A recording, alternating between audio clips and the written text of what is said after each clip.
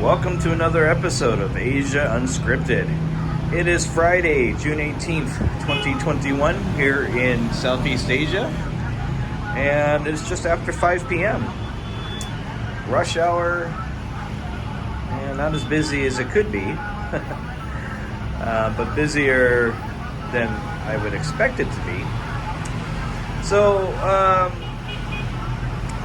let's get into the news. So we'll start off here in Vietnam. We're still under the social distancing. It got extended until I think June 30th, so another 2 weeks. But it's not really helping. Yesterday there was a record 137 cases here in the city, and cases keep going up. So you can't really have a hard lockdown in a city of 13 million people. Just not gonna happen. Earlier I was out at the grocery store picking up some stuff, and riding back, I noticed there's a lot of businesses that are open that probably shouldn't be open. Right now it's only supposed to be essential businesses. So like, supermarkets, mechanic shops, stuff like that. But when I was out, I saw, a shop selling cell phone cases, another shop selling balloons. So,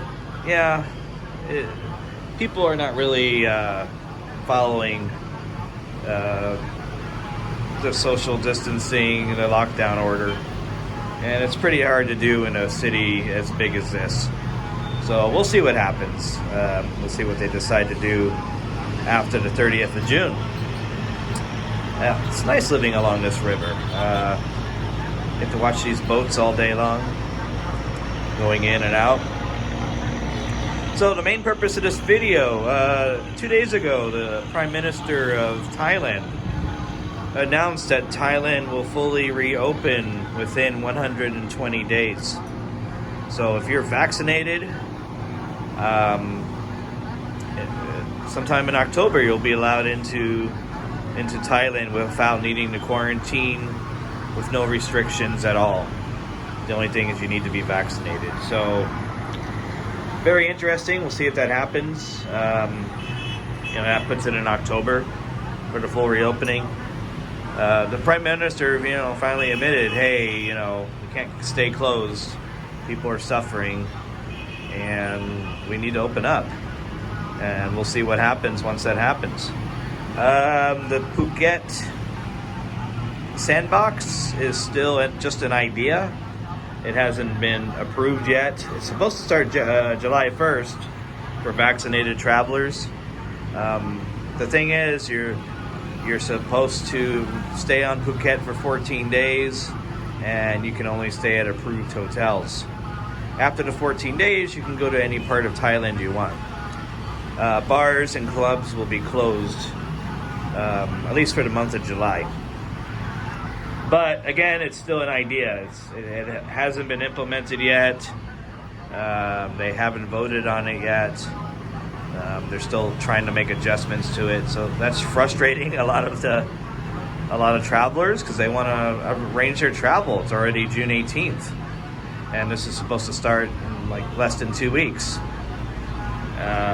It's not only about booking your plane ticket and booking your hotel, but you have to obtain a certificate of entry, which has its own requirements. The insurance, your proof of plane ticket, your hotel reservations. So that takes some time to get that certificate of entry. So it may start on July 1st, but there won't be many people arriving on July 1st because there's not enough time to plan and get your approvals to come into the country. So we'll see what happens with that. Hopefully next week things will get approved and it will be official. So that's what's going on in Thailand. Singapore just announced that starting June 21st, dine-in will be allowed again, but only 2 people per table. So it's a start. It's not much, but it's a start. So that starts June 21st. And now we'll expand to 5 people in mid-July if the cases don't go up tremendously again. So it's good news for Singapore. There is no dine-in allowed here in Vietnam, and that affects a lot of people. For me, I always do takeout and delivery, but Vietnamese are very social people, so they want to, after work, they want to go to the restaurants, they want to have some beer, they want to eat some food, but not easy to do these days. Now, if you go down some of these alleys off the main streets, you'll still see people gathering and eating together at some restaurants. But that's not a risk I want to take.